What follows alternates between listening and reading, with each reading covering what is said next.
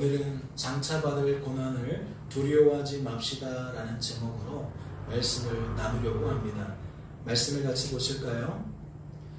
내가 그리스도와 함께 십자가에 못 박혔나니 그런즉 이제는 내가 사는 것이 아니요 오직 내 안에 그리스도께서 사시는 것이라.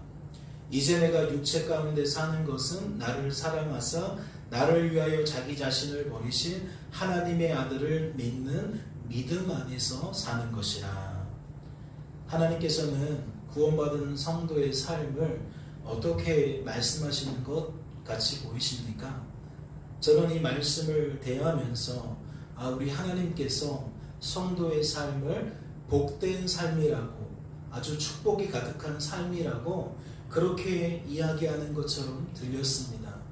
그 이유가 무엇일까요? 구원받은 성도의 삶은 내가 사는 것이 아니라 그리스도께서 사시는 것이기 때문입니다. 즉, 내게 맡겨지고 내가 책임져야 되고 내가 나의 자격을 갖추어야 하는 삶이 아니라 하나님께서 내 인생을 책임져 주시고 하나님께서 나의 자격을 갖추어 주신 것으로 우리는 말씀을 풀게 되어지니까 이 말씀이 성도의 삶을 복된 삶으로 말하는 것처럼 여겨졌다는 거죠. 더 구체적으로 이야기를 하자면 구원받은 성도의 삶은 결국 거저된 것이 없다는 의미인 줄로 압니다. 즉, 그 어떤 것도 사람의 뜻대로만 되어진 것은 아니라는 거죠. 그 어떤 것도 사단의 뜻대로만 되어진 것은 아니라는 겁니다. 다시 말해 모든 것은 하나님의 뜻이 녹아있다는 거죠. 하나님의 때, 타이밍이 녹아있다는 거고 하나님의 방법이 그 속에 녹아있다는 거예요. 하나님께서 하나님의 뜻을 하나님의 때에 하나님의 방법대로 이루시는 그 하나님의 열심이 녹아있는 결과라는 거죠. 이런 얘기입니다. 여러분의 눈앞에 펼쳐진 그 모든 일들은, 여러분의 귀에 들려진 그 모든 소리들은, 여러분이 보고 듣게 된 그 때와 그 방법들은, 보고 듣게 된 것을 통해 변화되어진 여러분의 그 생각과 그 감정과 그 의지들은 무엇 하나 거저된 것이 아니라는 거예요. 사람의 뜻대로만 되어진 것이 아니라는 거죠. 사단의 뜻대로만 되어진 것이 아니라는 겁니다. 이렇게 결론을 맺을 수 있겠죠. 하나님께서 하나님의 뜻 안에서 이 모든 것들을 녹여내신 결과다. 무엇을 위해서? 하나님이 기뻐하시는 결과를 위해서. 즉, 하나님 보시기에 합당한 결과를 위해서. 그것을 우리는 선이라고 불러야 하지 않을까요? 그렇게 저는 묻지 않을 수가 없습니다. 사랑하는 성도 여러분, 여러분은 이러한 복된 삶을 통해 무엇을 깨닫게 되십니까? 지난 한 주간의 삶을 통해서, 지난 한 달의 삶을 통해서, 아니 올 한 해의 삶을 통해서 여러분은 무엇을 깨닫게 되십니까? 구원받은 성도로서 하나님만 하나님이시라는 것을 깨닫게 되십니까? 인생의 주관자와 구원자는 오직 하나님밖에 없음을 깨닫게 되시냐는 거예요. 그래서 여러분의 결론이 인생은 그리스도께서 사시는 삶이구나. 인생은 하나님 하시기 나름인 삶인 거구나 라는 것으로 귀결이 되어졌냐는 거죠. 소망하기는 오늘도 말씀을 듣는 중에 이러한 복음이 복음으로서 더욱 깊이 깨닫게 되어지는, 깨달아지게 되어지는 저와 여러분 될 수 있기를 주님의 이름으로 소망합니다. 말씀을 보세요. 서마 교회의 사자에게 편지하라. 처음이며 마지막이요 죽었다가 살아나시니가 이르시되 내가 내 환난과 궁핍을 알거니와 실상은 내가 부요한 자니라.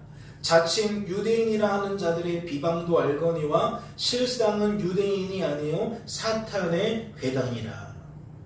하나님께서 서머나 교회를 향해 스스로를 처음이며 마지막이라고 계시해 주신 까닭이 무엇일까요? 아무 의미 없이, 아무 의도 없이 그러실 리가 없잖아요. 그래서 묻는 겁니다. 무엇일까요? 무엇 때문에 하나님이 스스로를 나는 처음이다, 또한 나는 마지막이다 라고 알려주셨겠냐는 겁니다. 이는 당시 그들에게 주어진 삶과 그 삶을 통해 그들이 품게 된 그들의 생각과 그들의 마음과 결코 무관하지 않다니까요.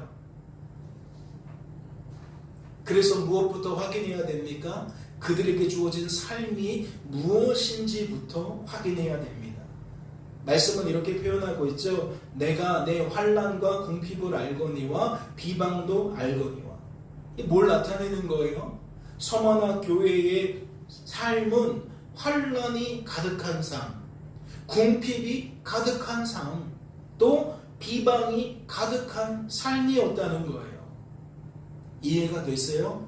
그들의 삶은 녹록지 않았다는 거예요. 그들의 삶은 매우 혼란스러웠다는 거죠. 매우 어려웠다는 겁니다.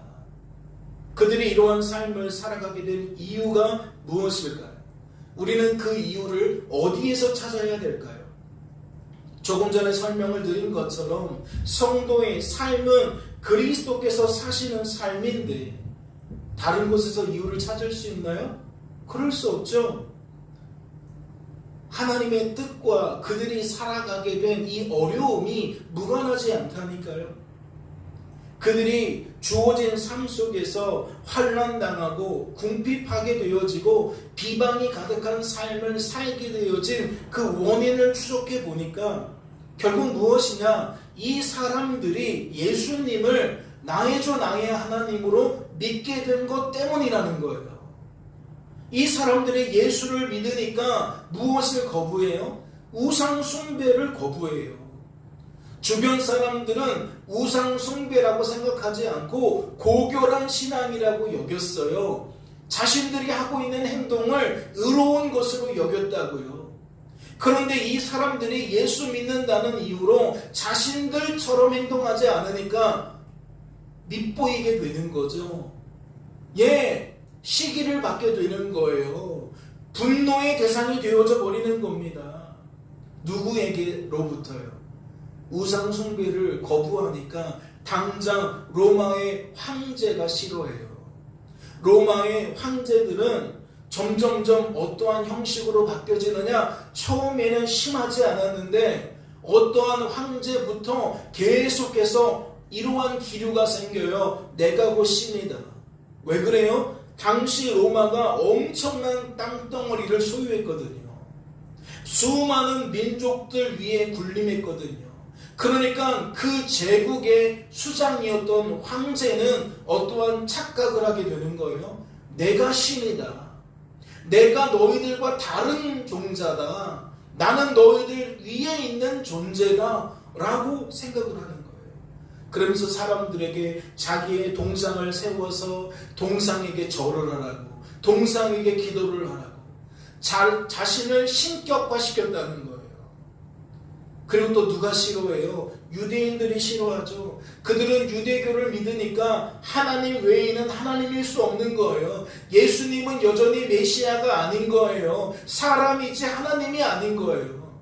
성부, 성자, 성령 하나님을 그들은 받지 않아요. 성부 하나님만 있다고 생각해요.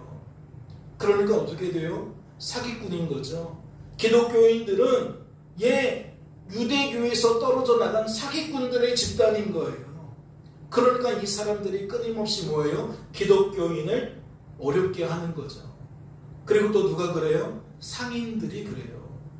상인들은 밥 벌어먹는 수단으로 무역도 하고 이러한 저러한 상거래를 했는데 이 사람들이 조직되어진 그 상거래에서 항상 우상에게 제사를 드리는 거예요. 우리가 믿는 신에게 제사를 드려야만 무역도 잘 되고 하고 있는 상업도 잘 된다고 철석같이 믿는 거예요. 그런데 예수 믿는다는 이유로 나는 우상 숭배할 수 없어. 나에게 우상 숭배 강요하면 나 그 조직에 들어갈 수 없어. 이래 버리니까 미움받는 것도 미움받는 거지만 돈을 못 벌어요. 그러니까 말씀이 환난도 있고 무엇도 있대요? 궁핍도 있대요. 가난도 있다는 얘기고 삶에 이러한 저러한 어려움도 있다는 거예요. 그리고 저 비방이라는 게 뭐예요? 그 모든 사람들이 이 서문학교의 사람들을 뒤에서 수군거린다는 거예요. 어떻게 저런 인간들이 있냐고. 아니 세상 혼자 사는 거냐고. 예, 그런 일들이 이들의 삶에 나타난다는 거죠. 그런데 거듭해서 말씀을 드리지만 그 원인이 뭐라고요? 이 사람들이 예수 믿었기 때문이라는 거예요. 나는 예수님을 믿고 더 이상 우상 숭배하지 않을 거다 라고 말하니까 이러한 결과들이 뒤따랐다는 거죠.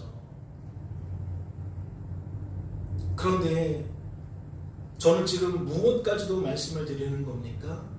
예수 믿고 그들이 주어진 삶 속에서 이러한 저러한 모습으로 어려움을 당하게 된 것도 하나님의 계획 속에 있다는 거예요. 하나님의 그 기쁘신 뜻 안에 있다는 거예요. 즉 하나님께서 하나님의 뜻 안에서 이 모든 것을 합력하여 하나님이 기뻐하시는 어떠한 결과를 내기 위한 것이라는 거죠.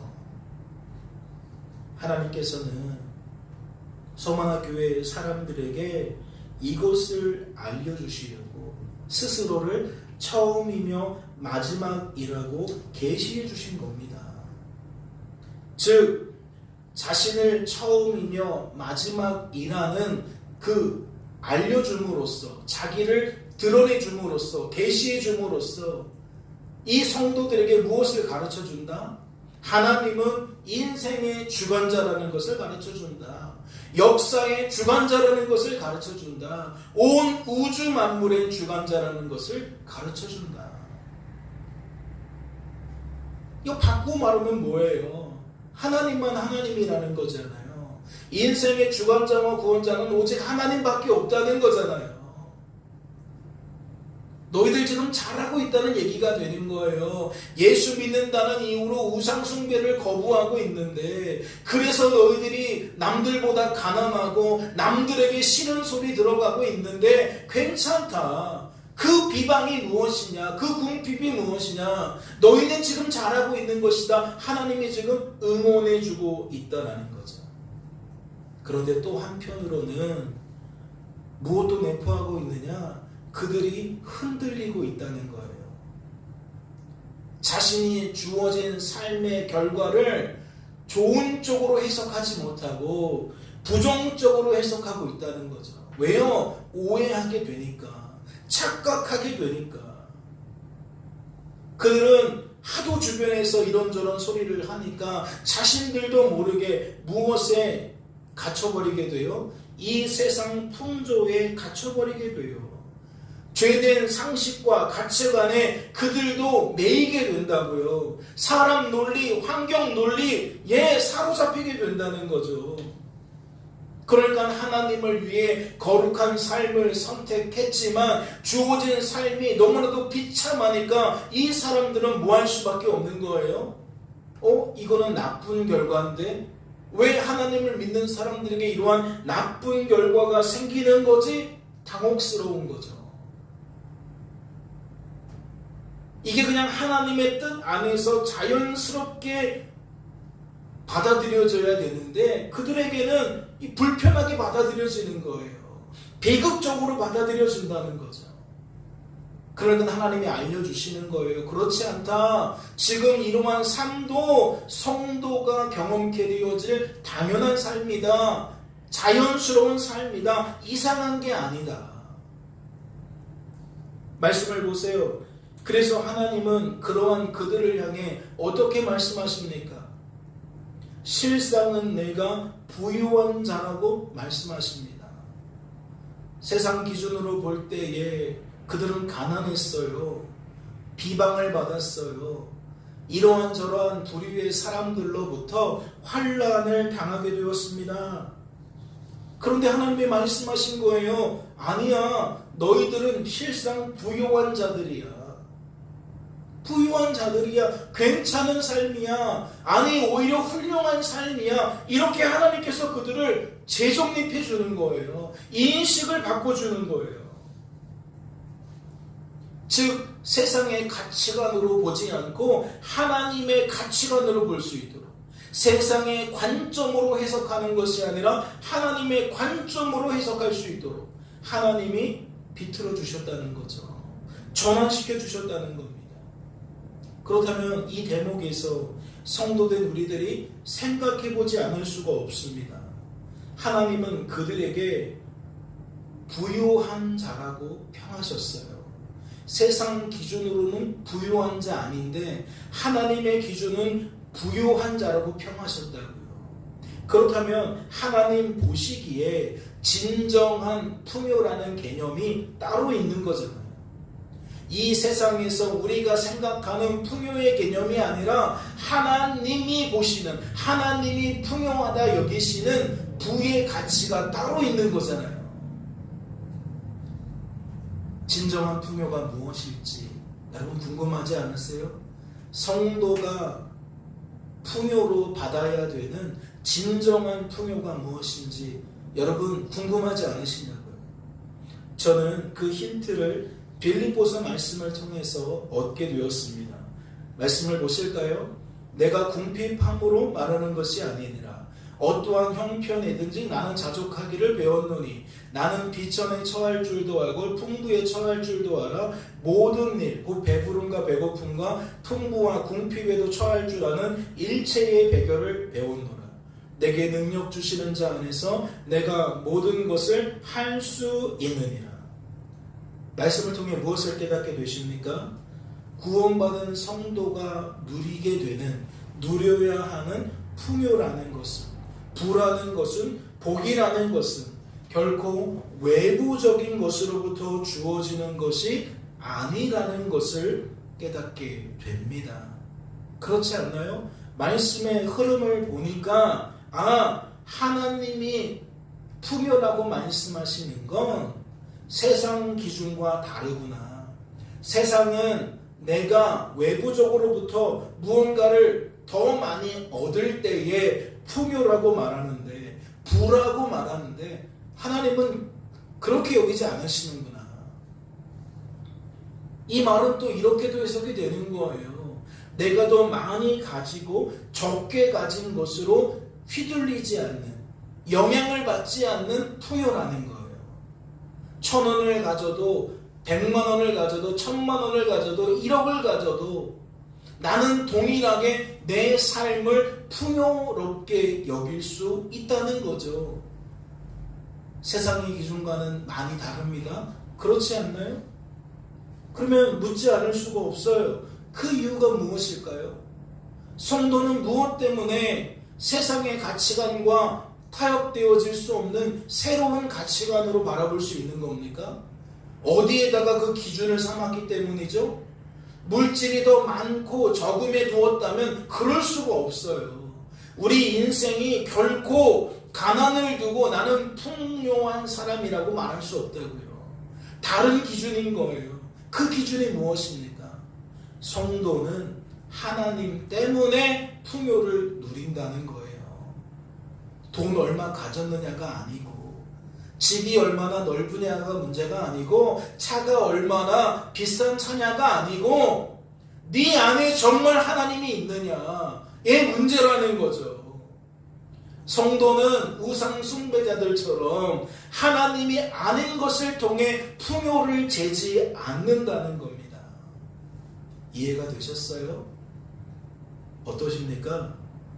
여러분은 빌립보서에 드러난 이러한 풍요의 개념에 대해서 동의가 되십니까? 공감이 되시나요? 만약 여러분이 여러분과 함께 하시는 하나님의 가치, 하나님과 함께 있을 때 누리는 그 가치를 여전히 모르는 사람들이라면 동의가 될 수 없겠죠. 나는 하나님 때문에 월세 살다가 전세 살아야 되고, 전세 살다가 자가를 얻어야 되고, 경차 타다가 소형차를 타다가 중형차를 타다가 대형차를, 또 우리나라 차를 타다가 외국 차를, 뭔가 그렇게 더 높은 수준으로 계속 내가 더 많은 것을 가지게 될 때에 풍요라고 생각한다면 성도라도 동의할 수 없다고요. 이게 무슨 풍요입니까? 이게 무슨 부라는 겁니까?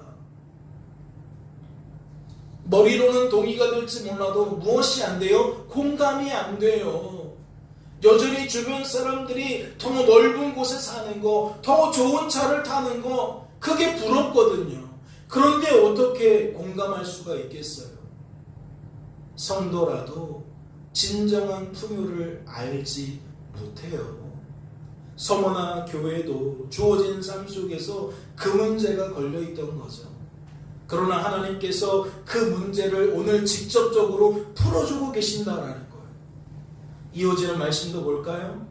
마태복음 17장에 보니까 베드로가 예수께 여쭈어 이르되 주여 우리가 여기 있는 것이 좋사오니 만일 주께서 원하시면 내가 여기서 초막셋을 짓되 하나는 주님을 위하여 하나는 모세를 위하여 하나는 엘리야를 위하여 하리이다 라고 되어져 있어요.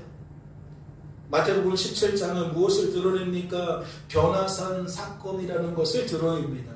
즉 예수님과 함께한 자리에서 예수님이 하나님의 광채를 입고 변화되어지는 사건을 말해요. 그래서 베드로가 그 하나님과 함께 무엇을 경험합니까? 하나님 나라를 경험합니다. 하나님과 함께 하나님 나라에서 지내게 되는 성도의 삶을 맛본다는 거예요. 그래서 그가 하는 말이 뭡니까? 주님, 우리가 여기 있는 것이 좋아요. 주님, 천국이 너무 좋습니다 라고 말한다는 거죠. 잘 생각해 보세요. 베드로가 왜 하나님 나라에서 지내는 것이 좋게 여겨졌을까요? 베드로는 어째서 그 삶을 복된 삶으로 받아들였겠냐는 겁니다. 오늘 말씀을 보면 뭐 별거 없어요. 하나님 나라에서 빌딩을 가지게 된다도 없고, 하나님 나라에서 대형 외제차를 갖는다는 말도 없고, 뭐 별거 없어요. 말 그대로 별 볼 일 없는 초막셋을 지으면 어떻겠습니까? 나는 그냥 여기 있는 것 자체가 너무 좋습니다. 지금 그 이야기예요. 하나님 나라에서 경차 타면 어떻고, 작은 집에서 살면 어떻고, 아무 상관이 없습니다. 그냥 저는 여기가 너무 좋아요. 지금 그러고 있는 거예요. 그럼 베드로에게는 지금 무엇이 좋다는 거죠? 뭘 가져서가 아니라 남들보다 더 많이 내가 뭔가를, 그게 아니에요. 그냥 그 자체가 좋은 거예요. 하나님 나라에 거한다는 그 자체가 좋은 거죠. 베드로는 지금 하나님 나라의 삶 그 자체를 복되게 여기고 있다는 거예요. 무엇 때문이 아니라는 거죠. 만약 무엇 때문이라면 우리는 한 가지 예를 들 수 있어요. 하나님과 함께인 삶이구나. 그 삶에는 만족과 평안과 기쁨이 넘치는구나. 무엇이 되어서 무엇이 이루어져서가 아니라 그냥 그 자체로 만족과 평안과 기쁨이 넘치는 삶이 하나님 나라에서의 삶이구나 라고 결론을 낼 수 있다는 거죠. 그런데요, 이건 영원한 하나님의 나라에서 우리가 누리게 될 삶이라며, 조금 전에 살펴본 빌립보서 말씀은 어때요? 그 나라에서의 삶이 아니라 이 땅에서 그 나라의 삶을 미리 맛보는 삶인 거예요. 즉 이미 임한 하나님 나라의 삶을 말하고 있다는 거죠. 그러니까 이 땅에 살면서도 하나님 나라의 맛을 본 사람은 어떻게 표현한다? 나는 자족하기를 배웠다. 나는 만족하는 법을 배웠다. 나는 평안을 누리는 법을 배웠다. 나는 기쁨을 누리는 법을 배웠다. 그런데 그 배웠다라는 말에 무엇이 전제되고 있어요? 어떠한 형편도 상관없다. 모든 일이 다 괜찮다 라는 얘기를 하는 거예요. 배부르면 어떻고 배고프면 어떠냐는 거예요. 풍부하면 어떻고 궁핍하면 어떠냐는 거죠. 나는 지금 나와 함께 하시는 하나님 안에서 누리게 되는 이 하나님 나라를 경험하면서 모든 것이 그냥 감사다. 내가 할 수 있는 것은 감사밖에 없다. 풍부에도 감사고 비천에도 감사다. 그러면 이 사도 바울이 지금 어떠한 눈높이로 삶을 해석하고 있는 거예요? 풍부할 때도 하나님의 뜻, 하나님의 역사 발견하는 거예요. 비천에도 하나님의 뜻, 하나님의 일하심 발견하는 거예요. 하나님이 눈에 들어오니까 하나님이 아닌 것들에 영향을 받지 않는다는 거예요. 예배당에 빈자리가 수두룩해도 영향을 받지 않는다는 거예요. 이 자리에 함께 하시는 하나님이 내 시선 안에 있으니까, 내 생각과 감정과 의지 속에 있으니까. 사랑하는 성도 여러분, 이 풍요의 신비가, 이 풍요의 비밀이 저와 여러분에게도 풀어져야 될 줄로 압니다. 이 풍요의 비밀이, 신비가 풀어져야만 우리도 이 땅에서 더욱 성도답게 말하고 성도답게 행하며 살 수 있는 줄로 믿습니다. 하나님께서는 서머나 교회를 향해 자신을 어떻게 계시해 줍니까? 처음이요 마지막으로 계시해 준 하나님은 이제 죽었다가 살아나신 이로 자신을 계시해 주십니다. 그 까닭이 무엇일까요? 이 또한 무엇과 무관하지 않아요? 그들에게 주어진 삶과 무관하지 않아요. 특별히 처음이요 마지막이신 그 자기 계시가 과거와 현재를 지향하는 자기 계시였다면, 죽었다가 살아나신 이는 미래를 지향하는 자기 계시라고 할 수 있어요. 즉 장차 그들에게 주어질 삶과 이것이 무관하지 않다는 거죠. 처음이요 마지막은 과거와 지금 그들에게 주어졌고 주어지고 있는 그 삶과 깊은 관계가 있다면, 죽었다가 다시 살아나신 이는 무엇과 관계가 있다?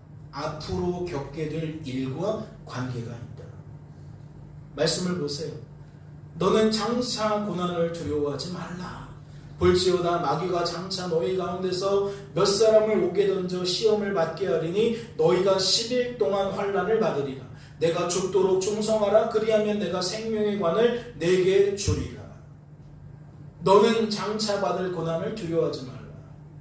이 말씀을 통해 그들이 누리게 되는, 누려야 하는 은혜가 무엇인지 생각해 보시기 바라요. 그들은 말씀의 순서상 이미 자신들이 지금 겪고 있는 환난과 궁핍이, 비방이 하나님의 뜻 안에서 되어진 결과임을 확인했어요. 그런데 그것만이 아니라 이제 이 말씀을 통해 무엇까지도 확인하게 된 겁니까? 앞으로도 우리들은 하나님의 뜻을 따라 고난을 받게 될 거라는 걸 확인한 거예요. 이미 받은 것으로 끝나는 것이 아니라, 지금 받고 있는 것으로 끝나는 것이 아니라 앞으로도 받게 될 것을 그들은 확인했다는 거죠. 그렇다면 생각해 보아야겠죠. 하나님께서 이것을 미리 알게 하신 이유가 무엇일까요?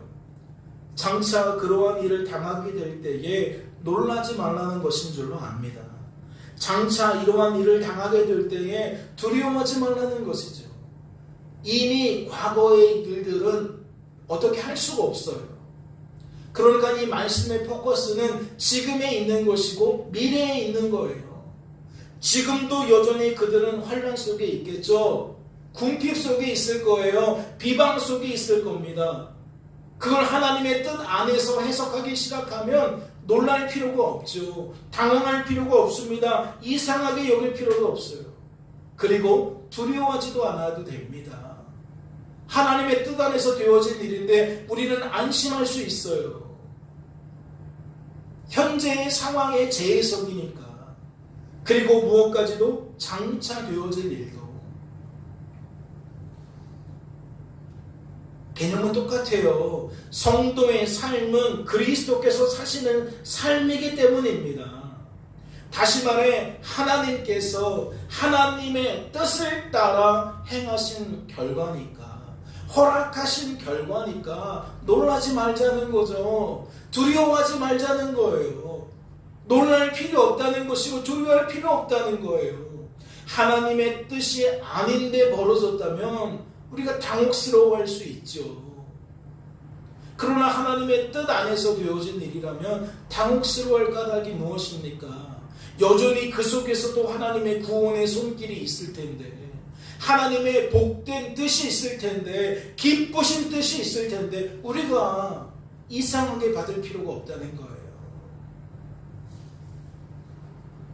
그렇다면 이 말씀의 속뜻은 무엇이겠습니까? 내가 죽도록 충성하라. 그리하면 내가 생명의 관을 내게 주리라.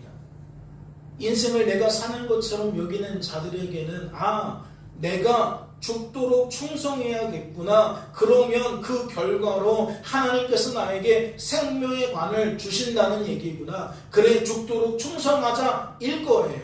그게 끝일 겁니다. 그러나 그리스도께서 사시는 삶으로 이 말씀을 해석할 수 있는 사람에게는 어떠한 생각이 있겠습니까? 하나님께서 성도된 우리들이 말씀에 소개된 이러한 삶을 살아가도록 만드신다는 것이구나로 받겠죠. 즉 하나님께서 하나님의 영광을 위해 죽도록 충성하게 만든다는 것이고, 하나님께서 성도의 유익을 위해 죽도록 충성하게 만든다는 거예요. 하나님을 위해서나 우리를 위해서나 하나님은 우리들이 죽도록 충성하게 만드신다는 거죠. 끝까지 우상 숭배 거부하도록 만드신다는 거예요. 궁핍해도 환난 받아도 비방을 들어도 하나님은 죽도록 충성하게 만든다는 거죠. 초지일관 우상 숭배를 기피하게 만드신다는 겁니다. 다시 말해 하나님께서는 하나님의 영광을 위해 구원받은 성도를 성도로 보존시켜 주신다는 거고, 성도의 유익을 위해 구원받은 성도가 성도다운 삶을 살게 만드신다는 거죠. 주일은 휴일이에요. 특별히 요즘 젊은 분들은 금요일, 토요일 얼마나 평일에 누리지 못한 자유시간을 누립니까? 밤늦게까지 앉아요. 그러다 보면 이렇게 주일날 아침 일찍 일어나서 뭔가를 준비하고 교회에 오는 게 쉽지가 않아요. 아주 큰 선택입니다. 큰 결단이 필요해요. 이거 안 하면 또 활기차게 오후를 시작하면서 하고 싶은 많은 것들을 할 수 있는데, 밤늦게까지 하다가 아침 일찍 일어나서 준비하고 교회에 와서 예배드리면 또 이게 컨디션이 안 좋다고요. 하지만 말씀은 말하는 거예요. 죽도록 충성하게 만드신다.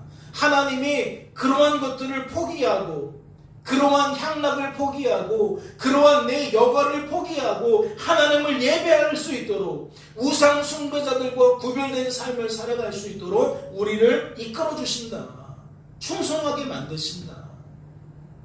설령 밤늦게까지 앉았다 할지라도 일찍부터 괴로워도 일어나게 하시고 준비하게 하시고 예배 시간에 맞추어서 예배 드리도록 만드신다. 그게 하나님의 메시지인 거예요. 성도는 하나님의 이러한 보살핌이 있다. 성도는 이러한 하나님의 실제적인 도우심이 있다. 지금 그런 이야기를 하고 있다는 거죠. 그렇다면 이 말씀의 속뜻은 무엇이겠습니까? 마귀가 성도를 시험한다는 얘기 아니에요? 마귀가 성도를 시험할 수 있다는 이야기 아닙니까? 과연 이것이 하나님과 무관한 뜻일까요?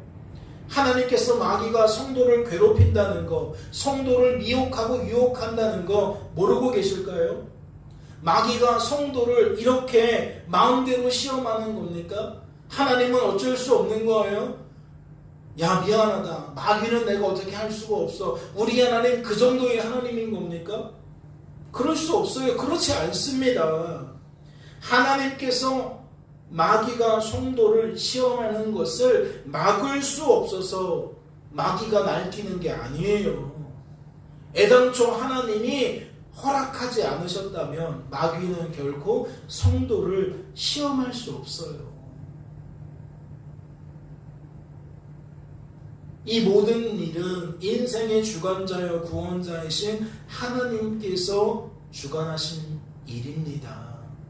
하나님의 뜻 안에서 되어진 결과예요. 하나님의 뜻대로 되어진 결과입니다. 성도들, 우리들은 무엇을 통해 그러하다는 것을 알 수 있죠?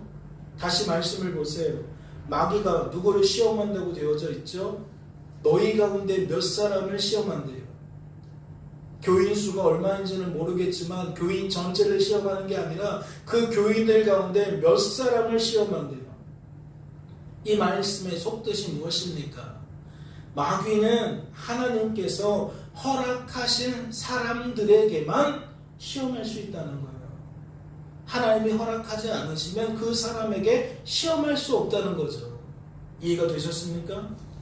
마귀는 또 얼마 동안 시험한다고 말합니까? 말씀을 보니까 10일 동안 시험한다고 말합니다. 이 말씀의 속뜻은 무엇이겠어요? 마귀는 하나님께서 허락하신 기간에만 시험할 수 있다는 거예요. 하나님이 허락하지 않은 시간에는, 기간에는, 때에는 시험할 수 없다는 거죠. 즉 마귀의 시험은 하나님의 뜻을 벗어나지 않아요. 하나님의 허락을 벗어나지 않습니다. 지금 말씀이 그것을 우리에게 알려주는 거예요. 너는 장차 받을 고난을 두려워하지 말아라. 왜? 하나님 안에서 되어지는 거다. 나의 허락 속에 되어지는 거다. 내가 너의 유익을 위해서 이와 같이 하지, 내가 너를 해롭게 하기 위해서 허락하겠느냐. 걱정하지 말아라. 근심하지 말아라. 나는 여전히 너와 함께하고 있다. 사랑하는 성도 여러분, 오늘 우리가 이 말씀을 들을 때에 우리는 예외라고 생각할 수 있나요? 이 말씀을 들려주신 까닭은 우리들도 하나님께서 서머나 교회처럼 원하든 원치 않든 주어진 삶 속에서 환난과 궁핍을 당하게 될 것을 알려주시는 거잖아요. 과거와 현재에만 그랬다는 것이 아니라 미래에도 반드시 속히 그리 되어질 거라고 알려주신 거잖아요. 즉 올 한 해도 힘드셨겠지만, 올 한 해도 버거우셨겠지만 내년에도 힘들 거라는, 내년에도 버거울 거라는 그 사실을 우리들에게 알려준 거라고요. 우리들 중에 몇 사람은 죽음을 각오할 만큼의 어려움도 당하게 될 겁니다. 다시 말해 누군가는 다른 성도들보다 더 힘들게 될 거라는 거죠. 물질로든 건강으로든 사람과의 관계로든 다른 사람들보다 더 어려울 거라는 거예요. 다른 사람들과 비교할 수 없는 정도의 어려움을 겪게 될 거라는 거죠. 그러나 말씀의 취지는 무엇입니까? 설령 그 주인공이 내가 되어진다 할지라도 놀랄 필요는 없다는 거예요. 두려워할 필요는 없다는 겁니다. 남들 다 감기 걸릴 때에 나는 암에 걸렸다? 그 암에 걸린 것에 대하여 놀라지 말라는 거예요. 두려워하지 말라는 거예요. 이어지는 말씀을 보면 그 까닭이 또 이렇게 설명이 돼요. 내가 땅 끝에서부터 너를 붙들며 땅 모퉁이에서부터 너를 부르고 내게 이르기를 너는 나의 종이라 내가 너를 택하고 싫어하여 버리지 아니하였다 하였노라. 두려워하지 말라. 내가 너와 함께함이라. 놀라지 말라. 나는 네 하나님이 됨이라. 내가 너를 굳세게 하리라. 참으로 너를 도와주리라. 참으로 나의 의로운 오른손으로 너를 붙들리라. 이사야 선지자가 어떠한 상황 속에서 이런 말을 하죠? 듣는 자들이 괜찮은 삶을 살고 있는데, 평범한 삶을 살고 있는데 이런 얘기 하겠어요? 듣는 자들의 상황이 오늘 서머나 교회처럼 몹시 흔들릴 만한 상황이기 때문인 거죠. 지금 당하고 있는 그동안 당해왔던 환난과 궁핍이 끝이 아니라 앞으로도 더 큰 환난, 더 큰 궁핍을 당하게 될 상황에서 이 말씀하신 거예요. 요지가 뭡니까? 내가 너와 함께 한다는 것이고 나는 너를 내버려두지 않는다는 거예요. 우리 입장에서는 우리가 어려움을 당하면 우리는 오해해요. 뭐라고 오해하죠? 하나님이 날 버렸다고 오해해요.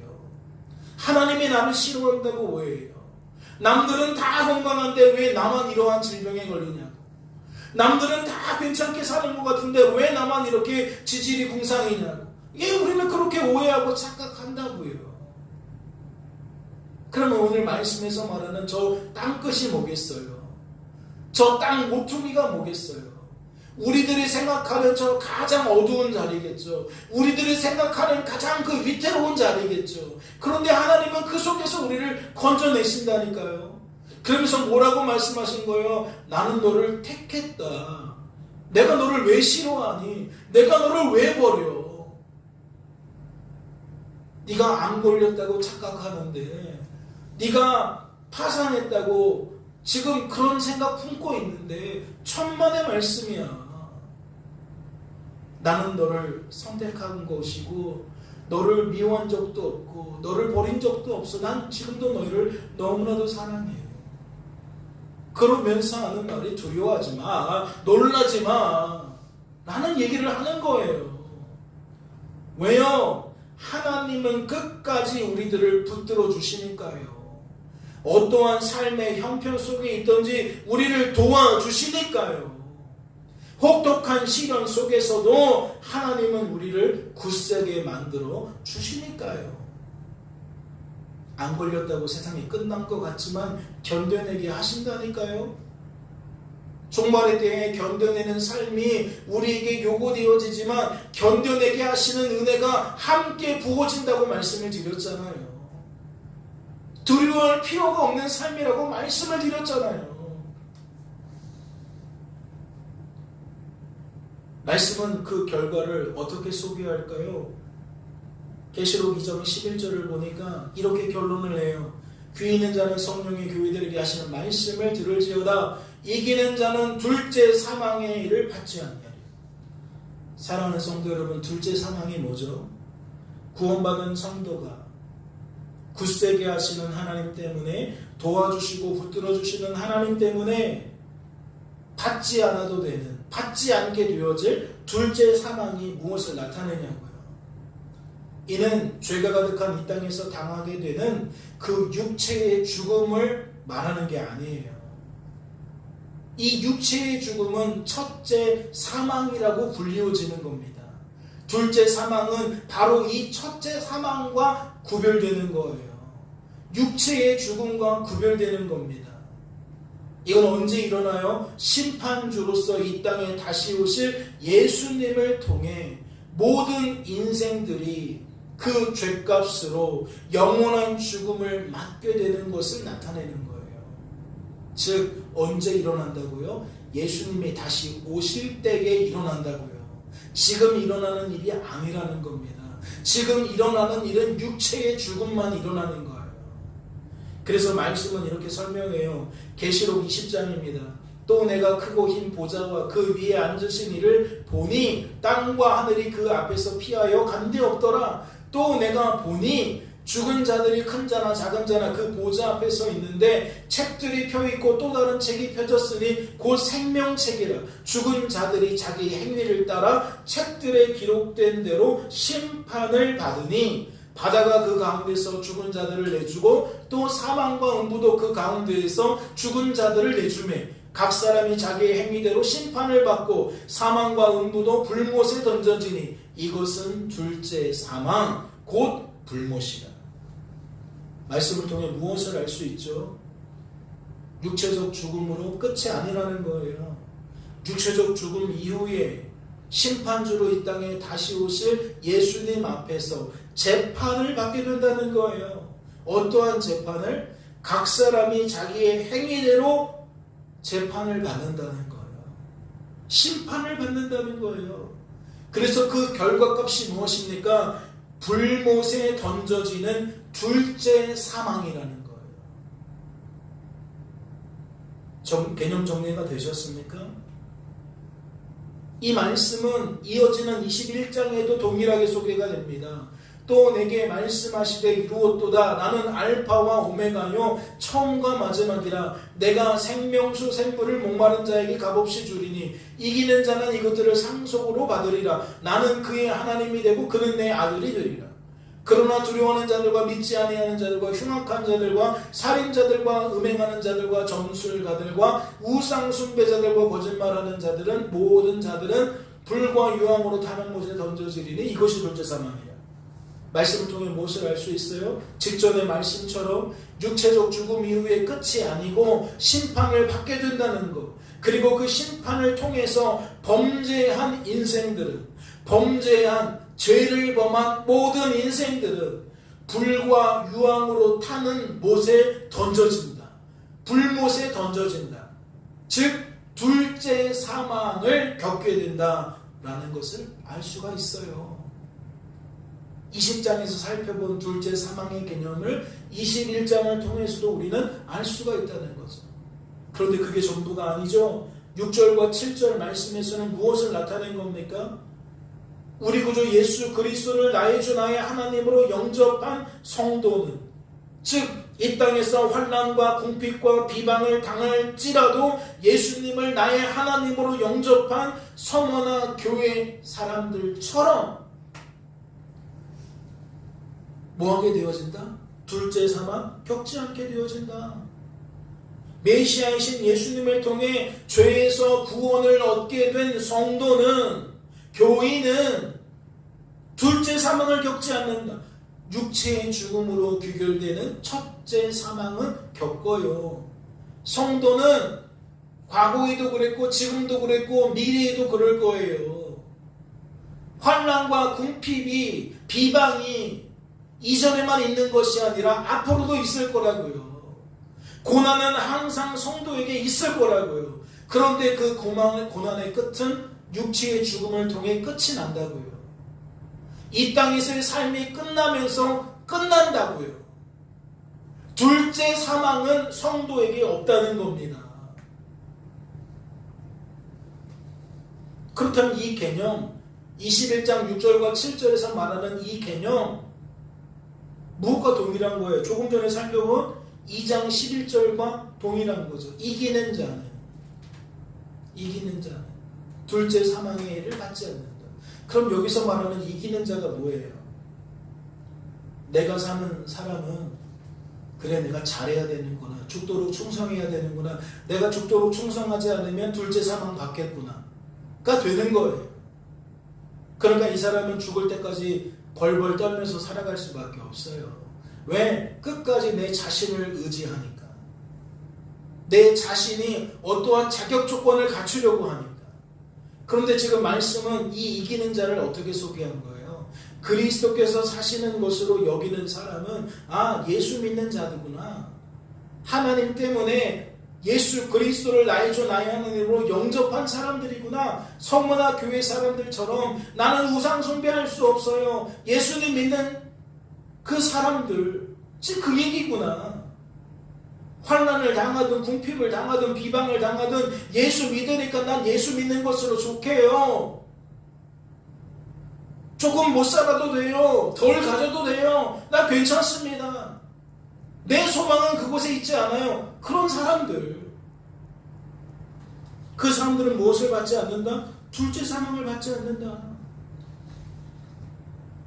사랑하는 성도 여러분, 그렇다면 오늘 메시지의 요지가 뭡니까? 핵심이 뭐예요? 장차 고난 받게 됩니다. 하나님의 뜻이에요. 받게 되어져요. 피할 수 없어요. 내가 잘하면 피할 수 있다의 개념이 아닙니다. 우리는 우리의 한계를 드러낼 것이고 우리의 죄로 말미암아 또다시 우리는 어려움을 당하게 될 거예요. 그런데 그것은 심판도 저주도 재앙도 아닙니다. 오히려 그걸 통해서 하나님이 하나님의 뜻을 이루세요. 우리를 정신 차리게 만드십니다. 깨워주십니다. 오히려 우리에게 성도의 삶이 무엇인지 가르쳐 주실 거예요. 우리는 구별받은 사람으로서 하나님 때문에 고난을 통해 오히려 더 구별받은 사람처럼 살게 될 거라고요. 고난은 은혜의 통로가 될 수 있다는 거죠. 그러니 뭐 하라는 겁니까? 담대하라는 얘기잖아요. 두려워하지 말라는 얘기잖아요. 배우자 때문에, 자식들 때문에, 돈 때문에, 건강 때문에, 내가 원하는 대로 되지 않는 것 때문에, 이것 때문에, 저것 때문에 마음 졸아리고 늘 우리가 답답해하면서 사는데 그러지 말라는 얘기잖아요.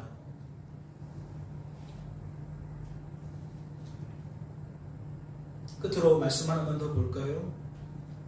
우리가 언제나 살펴본 말씀이죠. 몸은 죽여도 영혼은 능히 죽이지 못하는 자들을 두려워하지 말고 오직 몸과 영혼을 능히 지옥에 몰아칠 수 있는 일을 두려워하라. 여러분, 하나님 때문에 힘들다고 느끼는 사람 있어요? 하나님 때문에 두렵다고 느끼는 사람 있어요? 그렇지 않죠? 배우자 때문에 힘들고, 자녀 때문에 힘들고, 공부 때문에, 일 때문에, 사람 때문에, 이게 다 전자에 속한 거예요. 우리의 몸에 영향을 주고 우리의 영혼에는 영향을 줄 수 없는 그러한 존재들 때문에 우리가 늘 아둥바둥 사는 거예요. 그런데 말씀 우리의 관심을 하나님께로 옮기는 거죠. 둘째 사망을 겪지 않게 만드실 성도의 삶, 그 성도의 삶을 관장하시는 하나님께 집중하는 얘기예요. 그러면서 29절에 딱 못을 박죠. 참새 2마리가 한 아세온에 팔리지 않느냐. 그러나 너희 아버지께서 허락하지 아니하시면 그 하나도 땅에 떨어지지 아니하리라. 하나님의 허락하심이 없으면 우리의 삶은 그 어떠한 일도 일어나지 않아요. 그러니까 우리는 모든 일 속에서 무엇을 떠올릴 수 있어야 돼요? 하나님을 떠올릴 수 있어야 하는 거예요. 깨닫는 은혜가 있으시기를 주님의 이름으로 소망합니다. 잠시 기도하겠습니다. 하나님 감사합니다. 오늘도 마지막 주일 하나님께 예배하며 또다시 복음으로 우리의 생각과 감정과 의지를 무장시켜 주시니 감사합니다. 우리는 육적인 사람이라 너무나도 육적인 것에 휘둘립니다. 하나님께서 성령 충만하게 하셔서 영적인 사람이 되게 하여 주옵소서.